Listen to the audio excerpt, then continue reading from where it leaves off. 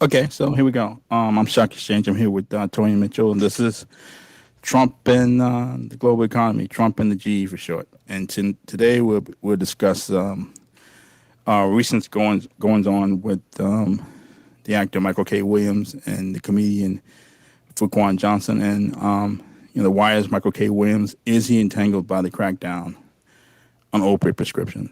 And I really wasn't going to say much about this after I found out that Fuquan Johnson died on Saturday. He and two others related to cocaine laced with fentanyl. And the actress, even the comedian Kate Quigley, is in critical condition. I wasn't going to say anything about it, but then we learned yesterday that Michael K. Williams of The Wire and Boardwalk Empire was found dead in his apartment in Brooklyn, apparently related to heroin and fentanyl. I think those are early reports. Doesn't mean it's true, but those are early reports. So, and everybody remembers Michael K. Williams from The Wire. His character Omar, I'm not sure it was supposed to be a major character on the show, but it turned into a major character.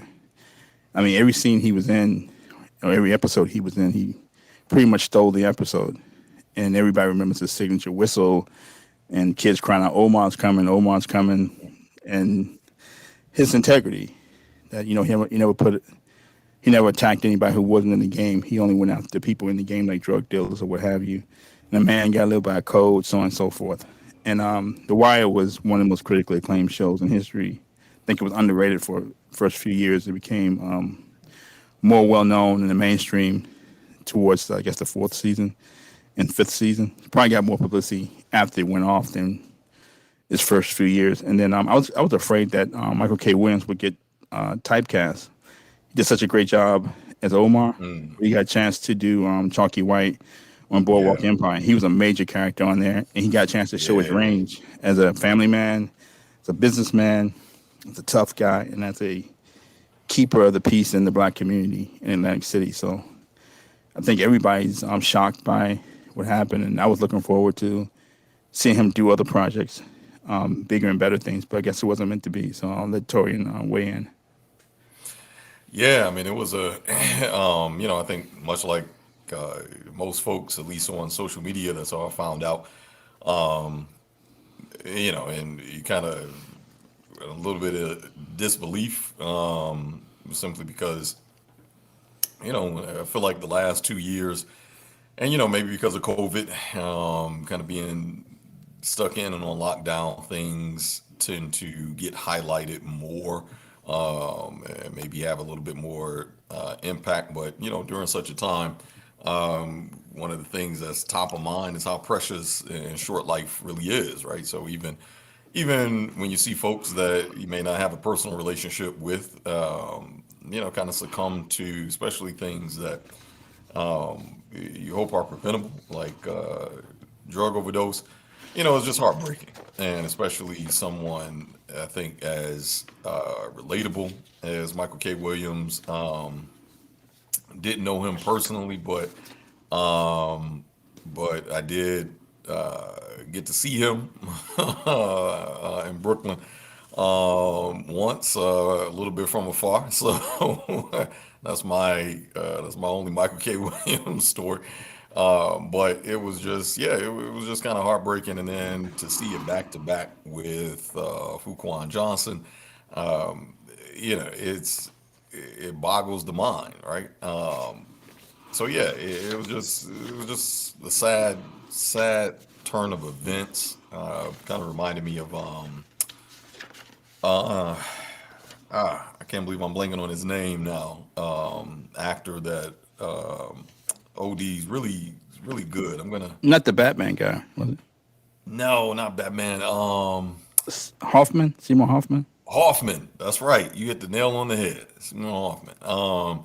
Yeah, because similar way that Michael K. Williams went out. Um, he was actually one of my favorite actors as well, because equally like Michael K. Williams, had that range. I was a little late to the wire, but I love Chalky White. I love his character in, in Boardwalk Empire. I kind of hated the way he went out a little bit. I wanted to see him on top, come out on top. But I know that they took some liberties, right? some creative liberties, but it was supposed to be a true story, right? But how Yeah. true it is, but can make a difference. But I loved his character on Chalky White, or as Chalky White, and then maybe a little lesser known clip where folks really got to see who he was behind the artistry was his segment on um, Anthony Bourdain's. Hmm. I don't know if you caught that, No. but Anthony Bourdain's, he was taking a trek through Brooklyn, and Williams went to a couple of Brooklyn staples, and it was just nice to see him, outside of the camera, outside of character, and just really see him talking about his roots, because as you know, he's West Indian. I believe either Guyanese or Grenada. Um, the West Indians watching, mixing up, but it was just good to see him. Just really get to see kind of that personal portrait. So yeah, it's just overall sad to see that news about him, because he's one of the actors that you would think would still be around for a long time, for years to come, like a Denzel, like a Wesley, that we have at least 30 years out of that brother's good work. Right. So, And Philip Seymour Hoffman, he did a great job in the talented Mr. Ripley, oh yeah, and he also was yeah, in. I think he played Truman Capote. he did, Yeah, he kind of stole the show in the talented Mr. Ripley he did. I mean, as the it's, sidekick. He kept yep, calling yeah. him Dickie That's was what I Dickie's loved friend. about him. Yeah, yeah, that's what I loved about him, because he was Right. he was the subtle character, but every scene, every movie that he was in, it Cold was Mountain. just, yeah, man, he He just was in stole Cold the show. Mountain. Yeah, I mean, But yeah, so we Trump and G we've covered the opiate crisis for a few years now. We think this is that Michael K. Williams and Fuquan Johnson may have gotten entangled in the opiate crisis. We'll explain why. It's more nuanced. But President Trump threw down the gauntlet on the opiate epidemic in 2017. He said that he would bring these opiate manufacturers to justice as far as their role in the opiate epidemic, and they've admitted to their role. And I think that the opiate epidemic has about three waves. In 1990s, it spiked with the spike in opiate prescriptions. In 2010, it spiked related to it's another wave related to heroin. In 2013, there's another wave related to fentanyl use. So it's three waves, and the policymakers and the state AGs have forced opiate manufacturers to reduce opiate prescriptions. So they cut opiate prescriptions under the assumption that it would also cut opiate use. However, the demand for opiates still rages on based on different factors. Some people may be addicted to it. Some people may be using it for commercial use or for recreational use. But again, we point out here at Trump and AG that it first materialized in the Rust Belt areas. And people may have lost hope in a lot of ways after the financial crisis, so that may be driving it as well. But the reduction in opiate prescriptions have had a knock-on effect where now you push people who are still using opiates, you push them into the black market for opiates. You push them to the street for fentanyl, and these drugs just aren't safe. So there were in 2019 72,000 drug overdose related deaths, up 29% year over year, of which opiate related overdoses were 70%. That number was 93,000 in 2020, up 30% year over year. And the same percentage, 70% related to opiates. So the drug overdose deaths and opiate related drug overdose deaths have continued to balloon to record levels despite the decline in opiate prescriptions. And now you pushed people into the black market for opiates, into the street for fentanyl, which is probably being shipped here from Mexico and from China, and these drugs simply aren't safe. So people who were taking opiates that weren't prescribed to them 3 or 4 years ago, these are not the same drugs that they were taking 3 or 4 years ago. These opiates they're taking now are on the garnering on the black market, have not been approved by the FDA, and they're very dangerous, and they're killing people. And I think that's what we're witnessing in 2020. And I think that's maybe what we're witnessing with potentially with Fuquan Johnson, and Michael K. Williams. I'm going to give a quote here from a professor from Syracuse University. So this is from Shannon Minot, which related to the 2020 spike in drug-related deaths. What's really driving the surge in overdoses is this increasingly poisoned drug supply, says Shannon Minot, an associate professor of sociology at Syracuse University, who researches geographic patterns in overdoses. Nearly all of this increase in fentanyl contamination, nearly all of this increase is fentanyl contamination in some way. Heroin is contaminated. Cocaine is contaminated. Methamphetamine is contaminated.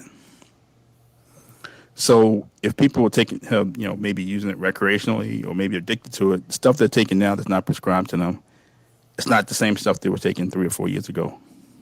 These drugs on the black market, a lot of them are contaminated, and they simply aren't safe. I think that's what we're witnessing, in my opinion. I mean, that's absolutely the there's always that hard balance between those that actually versus those that are using it for recreational use, but even under that umbrella of recreational use, are those that may not be able to get access to it, but also need it. So, because of the regulatory limitations, doctors have been put under as a result of the opioid crisis and just the ability to dole out painkillers. It has caused a significant, excuse me, it's caused wave both on the legal and the illegal side that becomes a hard balance of how do you determine who someone is as a genuine thing, what is known as breakthrough pain levels versus someone that is being addicted and showing drug seeking behavior. And sometimes, and in a lot of cases, I'm sure it's and some of those lines become additionally blurry.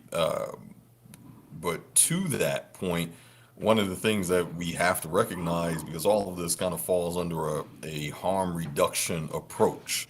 If we're to believe that the war on drugs was supposed to be a net positive or benefit, if we ignore all of the if we ignore pretty much the efficacy on community development and the decimation of communities that the war on drugs had, and we sip the Kool-Aid of propaganda, then on drugs was supposed to be a harm reduction approach to reduce harm within communities and affected peoples.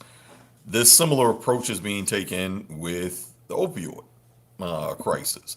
So even from a harm reduction, we are seeing some policies go into place, such as, for example, New York City is implementing, actually has implemented social workers going out on non-emergency calls. Those are calls that can be deemed mental health crisis.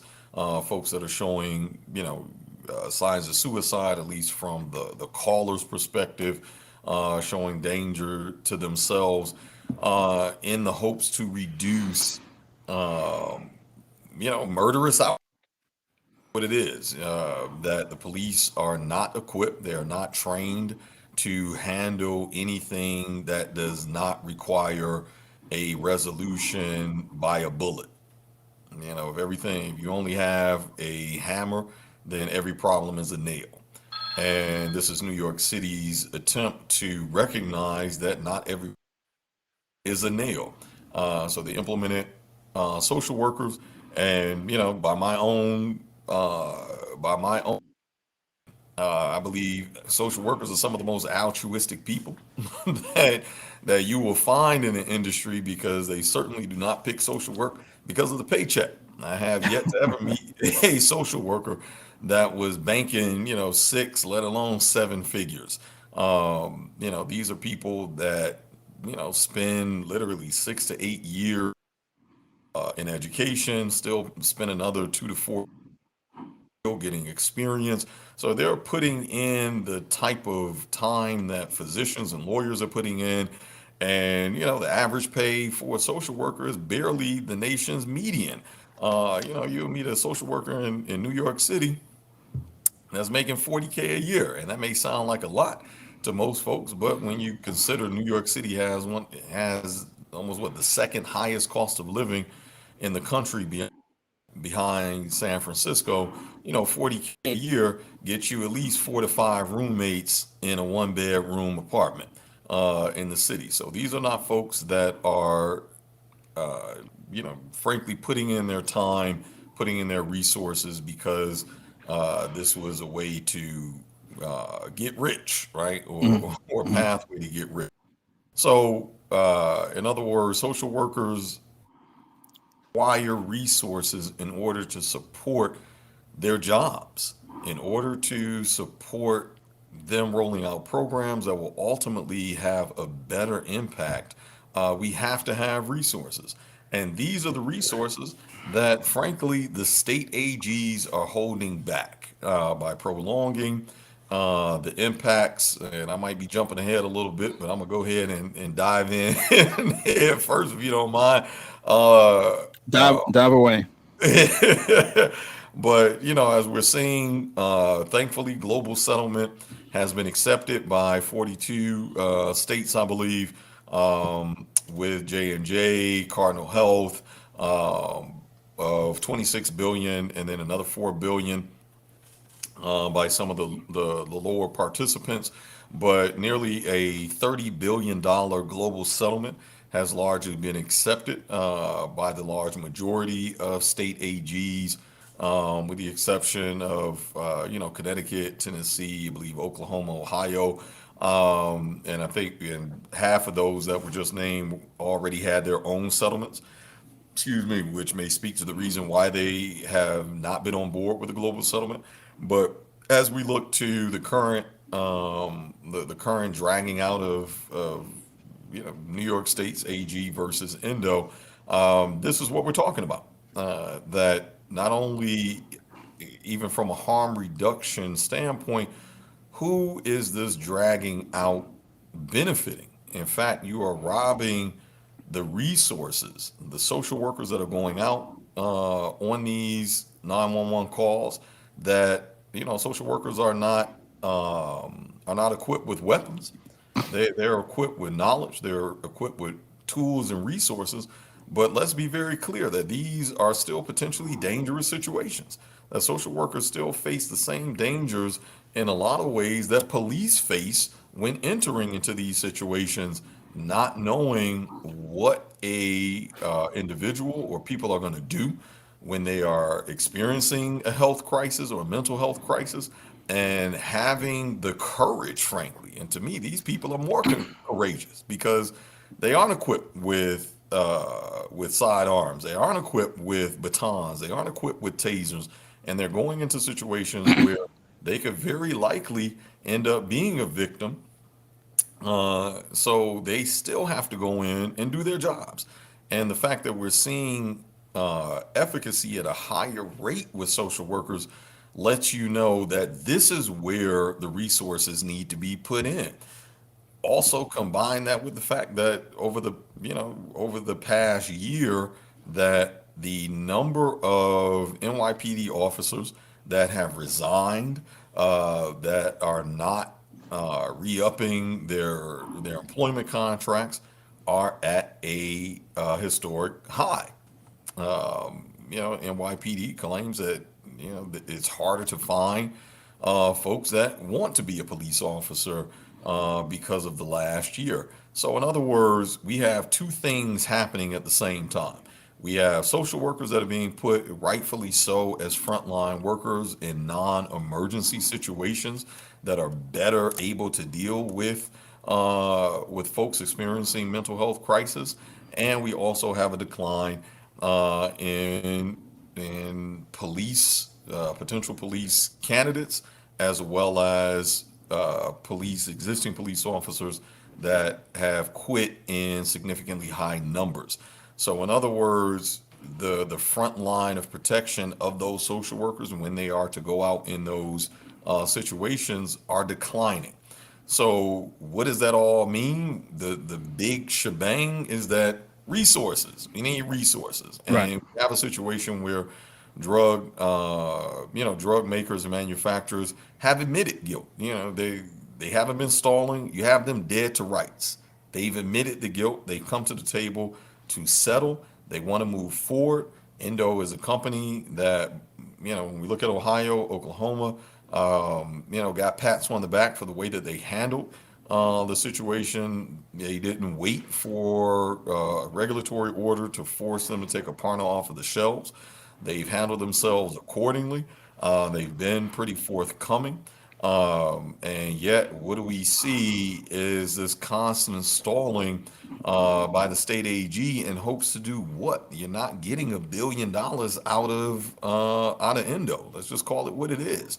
So, what is the resources that you're hoping to gain by dragging this thing out? But one of the things I do know that we can count while you're dragging this thing out, state AG, is we can count the bodies that are continuing to pile up because of the lack of closing a deal and closing this case so that folks can get the resources in the treatment centers, within social workers, within preventative services, so that we can treat folks that need the help as best as we know how with the resources at hand.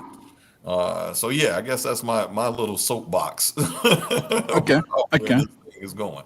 Okay. Thank you for that. We have the poet J. Rod the Messenger who wants to join. So I'm gonna bring him in now.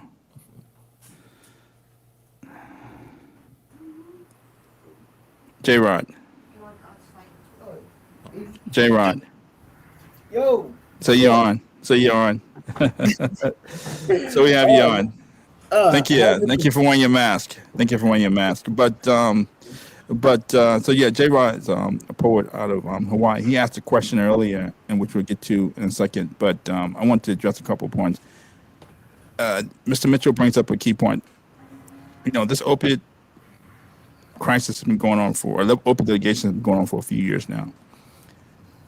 Between the J&J, the big distributors, Mallinckrodt, and Purdue Pharma, there's $30 billion they've offered states that should be put to use already. We know that Ohio is swimming in billions of dollars already that they put into communities, and people should be following Ohio's example. Mike DeWise, the state AG, Dave Yost, have led the way as far as how to cut deals with the municipalities and say, this is it, guys. This we have the money, and it's now or never, and how to negotiate with all the parties involved, all the cities and all the counties. They've given a template. Why haven't other state? Why are we still negotiating, and why hasn't this money been put into communities already? We it's great that people are wishing, showing sympathy towards Michael K. Williams, Fuquan Johnson, and others. But how do we go from, showing sympathy and talking to action?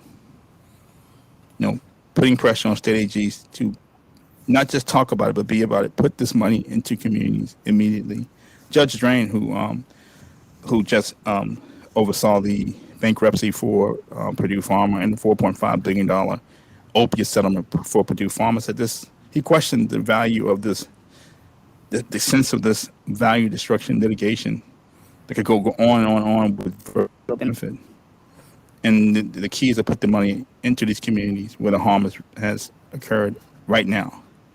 So she showed some common sense along with Judge Polster, who helped craft this novel on settlement mechanism. I think everybody who's concerned about opiate crisis and opiate related deaths should be taking action, and that's maybe putting discussing with the state AGs about how we can move forward as communities, because people care about this issue, not just politicians, but people in the communities, along with Torian and myself, care about this issue. Obviously, J-Rod, who's just called in. But so that being said, I think J-Rod had a question earlier. It was a good question I hadn't really thought of. But apparently, the U.S. thinks we're at war with China.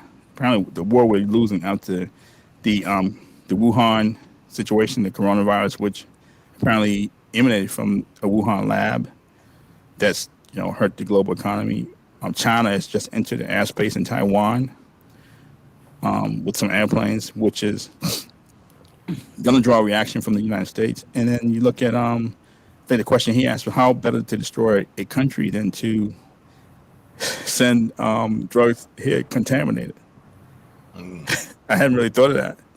But if China and Mexico sending contaminated fentanyl here and we're taking it and people are dying, how better to destroy a country? It's sort of an offshoot of germ warfare. So I hadn't really thought of that, but it's something that I think that President Biden, I think policymakers should make the U.S. aware of that. If we're at war with China, we're losing. So I'll let Mr. Mitchell weigh in on that. Oh, okay. On that question. Good to see you again, brother. So we appreciate your patronage, giving us a watch, and it's good to put a face to a name since last time. So welcome. Thank you. And one, I think that's a great question. In fact, the Intercept just released, I think yesterday. So within the last 24 hours, the Intercept just released an FOIA, so Freedom of Information Act report that pretty much exposes, I think it's like a 300-page document that exposes the fact that the Wuhan virus was a lab, potentially a lab released virus, that the evidence heavily points to an accidental exposure. But the other key part was that it was U.S. funded as well as operated, dealing with in specific zoonotic novel coronaviruses, specifically from bats. So a lot of the things that we were told, kind of 2 or 3 months in, that we were being racist against Chinese people, and we shouldn't call it the Wuhan virus, that is coming to light that is in fact what was happening and where it had come from. So Yeah. To add to that point, though, Dr. Fauci had to have known that it was U.S. funded. So that's the biggest question, right? Because now Dr. Fauci is kind of under scrutiny, Yes. because kind of State Department, which he was being kind of brushed off as xenophobic and racist. Yet there had to be some knowledge of this information on that level, right? So that's the question, right? And folks are now pointing at Dr. Fauci, saying, okay, you had to know a lot of what was going on. So it's not out of the realm of impossibility, simply because when we look at chem bio warfare, when we look at germ warfare, these are very real threats. In fact, when I was in the service, even one of my former Marine units was the same unit that responded to the anthrax threat that happened on Congress. If you fellas remember that, Yeah. I want to Yes. say that was like 03, 04, roughly, around that time. And Bush, funnily enough, ended up thanking the Marines, which they weren't supposed to be thanked because it's supposed to be a secret unit. so, so he ended up thanking the Marines he had a because George most here. folks weren't supposed to know that it's actually Yeah, Marines that yeah, that quarantine Congress and get mm, Congress to safety in the event of a chemical or biological attack. So, 20 years ago, which, it's been about 20 years ago at this point, Chem Bio was a very real, very top of mind threat. China was very much a part of those debriefings. Um, and looking at just on a very practical level, what were the signs, what was the things to look for.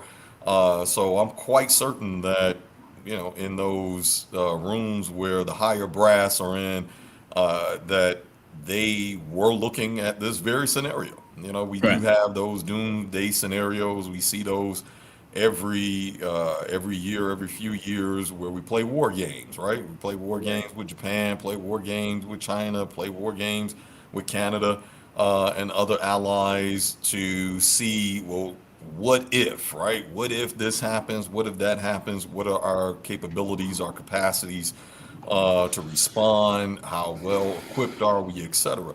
So that idea of China intentionally Mm. using this as a means to Yes. undermine the U.S.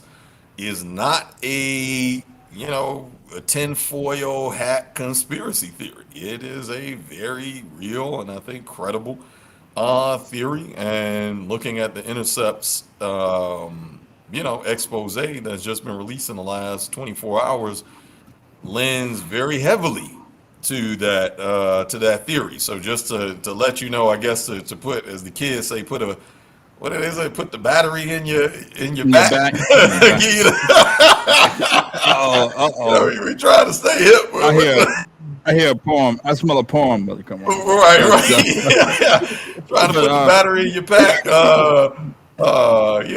That's what that is. In other words, give you a little bit of juice that I'm your curious. theory isn't too far off. I am curious. We know that you talked about future, but you talked about the art world. What it's saying about the opiate epidemic. Um, Curious how J. Rod, you are a poet, right? From what I Yes. understand, Yes. how your art reflects the times. I'm assuming they reflect the times. Um, most definitely. It does. For like everything that's happening in the world, I have something for it, and like the thing with the opiates, I do believe in my heart, and I could be wrong. When President Trump, when President Trump put tariffs on China, what better way to combat against the US than chemical warfare?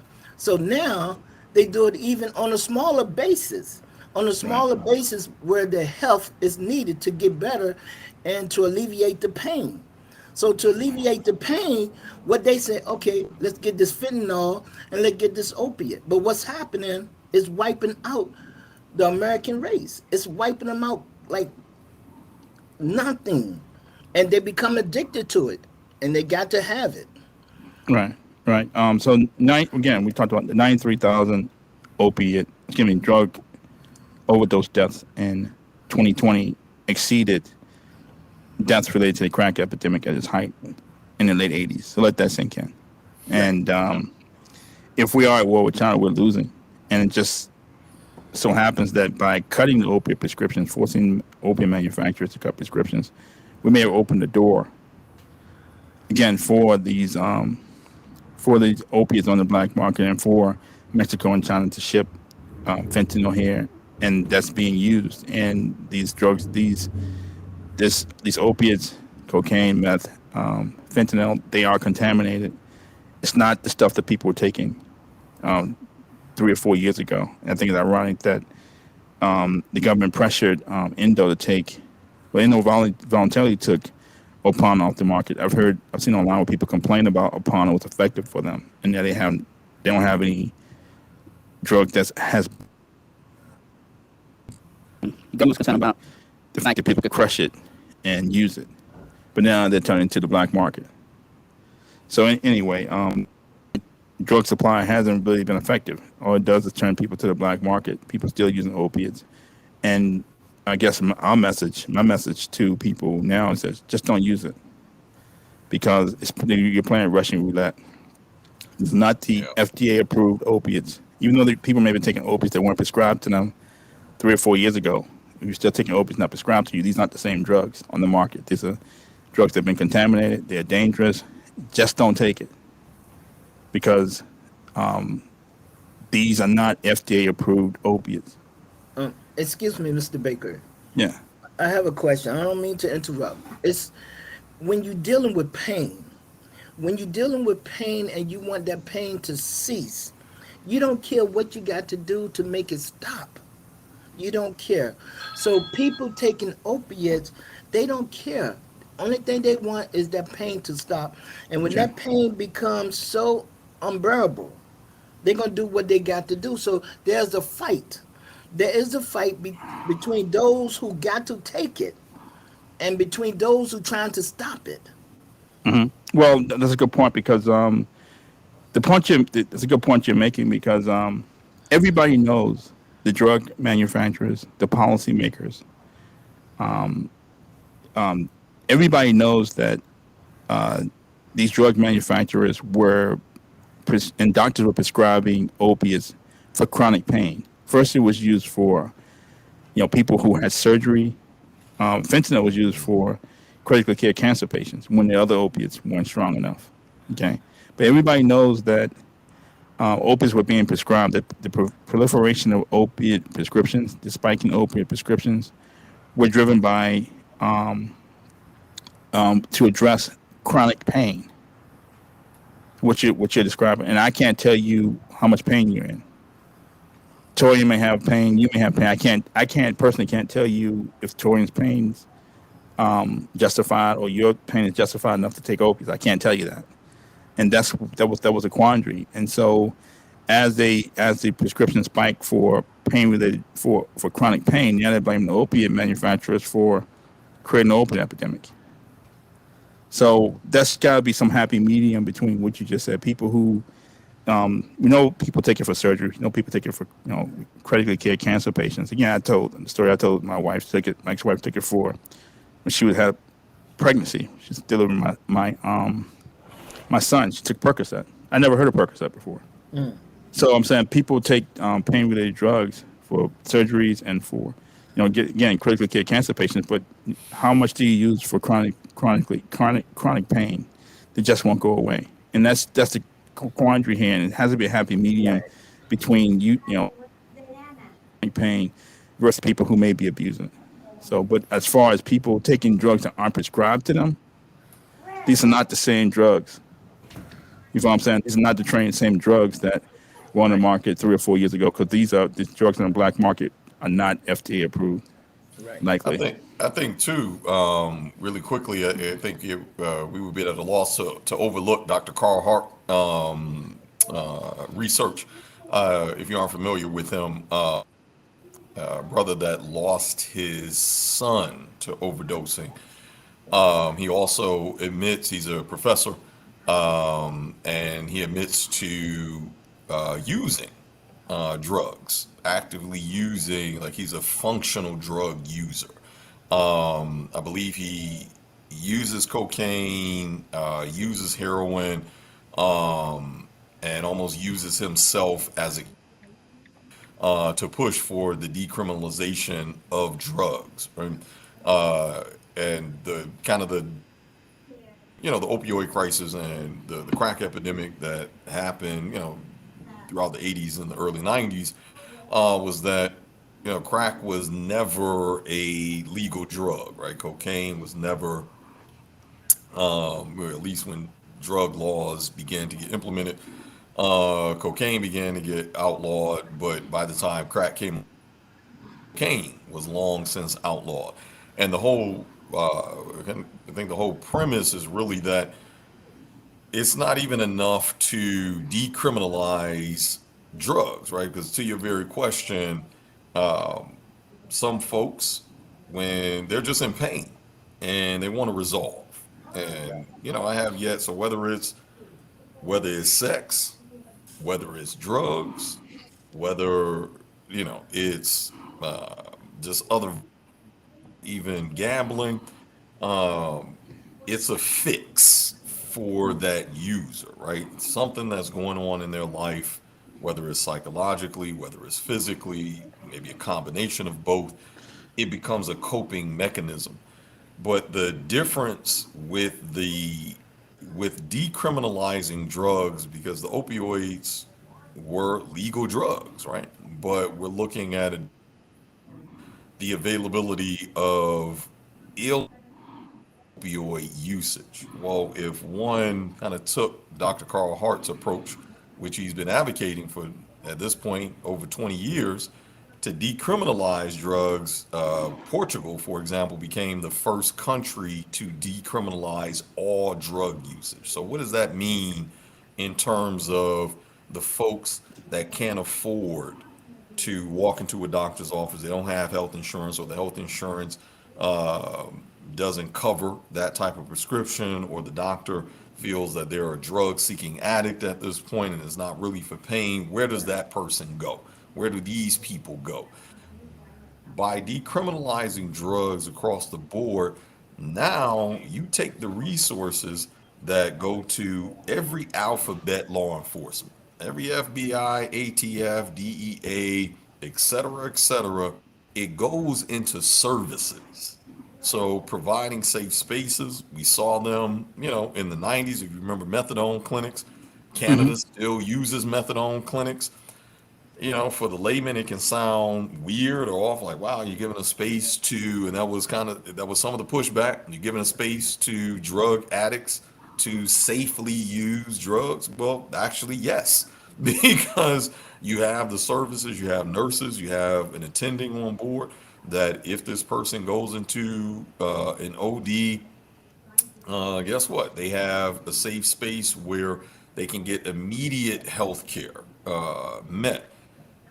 We cannot fix overnight the problems by way of economy, by way of joblessness, by way of hopelessness that has been felt prior, in other words. And I strongly believe that that's contributing to some of the usage. Right? When you wake up, and what's the point of waking up every day if the people around you have no jobs? You are constantly limited by the environment, meaning there's no opportunity around you. You're on welfare, or maybe even the welfare is limited, is not covering your basic needs. You can't put food in your belly, clothes in your roof over your head in a sustainable way, in other words. And we see the impact of the decline when we look at Rust Belt cities, for example. When an industry moves, that economy from thriving and kind of moving forward, it's no happenstance that these same communities, when we look at the drug usage and the rise in criminal activity, has closely tied increases in those same communities. Like, we understand that criminal activity and poverty is closely tied. That low education and poverty is closely tied. So, in other words, all of those things is put on the shoulders of folks, and then the one outlet, which might be drug usage, as a coping mechanism, we're also taking people. What do you do with those people, right? Something. And if we cannot fix the economy overnight, we cannot fix education overnight, there has to be some type of interim fixing, in other words, some type of outlet that provides a solution. And the decriminalization of drugs can be that interim solution. With Dr. Carl Hart's proposition is ultimately that if we can reallocate these funds to now providing collective services across the board, through social services, through mental health services, through healthcare, by nursing and physicians and education, by providing safe spaces, then we can also, much like in the same year that they decriminalized drugs, the drug usage in Portugal dropped by 25% in 1 year. The criminalization of folks going behind bars because of drug uses dropped over 30% in 1 year. So, in other words, we have a real life case study of what that looks like. To get folks some type of the complete answer, it may not fix everything, but we have to implement something because people at the end of the day. These are still our family members. These are still our extended community family members. These people aren't worthless. These people shouldn't be tossed aside because that's what society has already done to a large degree that has created these scenarios, in other words. Right. So I think, his work is example of what it would look like or what it can look like to address the criminalization of drugs and address drug usage in a more holistic manner. Right. uh, and again, this is what it looks like when AGs are playing games because they want to politicize, and they're looking to the next Kamala Harris. They're looking to become the Right. next. They're withholding resources from communities that desperately need it, as opposed to fixing it. They're trying to use this as a political stepping stone to their next their next agenda. Right. And we've been talking about this for years, and I don't really know quite. I mean, I don't want to get laryngitis, but you know, at the same time, somehow we have to become a conduit. How we can go from, as a community, how we can go from, you know, issue and sending, being sorry for when something happens to someone we care about, and public showing public, display of affection and being sorry after the fact. How we can go, take some type of action to, hopefully find out what the policymakers want and what and the needs of the community, whether it's treatment for chronic pain or what have you, because it seems like the pendulum has swung too far to the left. Mainly, this we need to get money into these communities immediately, but also if there's the cut in opioid prescriptions, if it's creating a void where now people selling opiates on the street in the black market, or fentanyl shipped from Mexico or China is filling that void. That's a problem. And how do we address it? So we have to somehow use Trump and the G as some type of conduit to take some type of action. One thing Arlington, Virginia is doing, handing out fentanyl strips to formerly incarcerated people. They're saying it's actually safer to do that than to have them go cold turkey and try to just stop taking it altogether and trying to rehab without it. So they're handing out Right. fentanyl strips, which seems to be a happy medium between, but they've already identified people who are already addicted to it and trying to wean them slowly off of this addiction. But there has to be a happy medium between people who have chronic pain and need to take opiates and people who are using it for recreational purposes and taking drugs that simply aren't safe and aren't approved by the FDA. So my thing here, if you're taking it, at least taking it recreationally or you're taking it in general, is you're practically playing Russian roulette. Because these opiates you're taking now are not FDA approved. Odds are they aren't FDA approved, and they're coming from the black market. And we're seeing the effects of it when you see Michael K. Williams and Fuquan Johnson and people thinking that, well, maybe they didn't know what they were doing. I think they just taken that. Some people believe that the opiates they're taking today are the same as they were taking 3 or 4 years ago, and that's just not the case. Only thing I can say is just don't take it because you're. Right. So that's my take. That's pretty much Trump and the GE. As far as this is why we think that some of these incidences may be driven by policymakers' reactions to the opiate epidemic and cutting opiate prescription black market. So, and we've talked about it for years, and I would just say just don't take it because you're playing Russian roulette, and we have to go from talking about the taking actionable items where we can address this void that's been created by the sharp decrease in open and GE. Is Michael K. Williams entangled by the decline in opiate prescriptions? Thank you.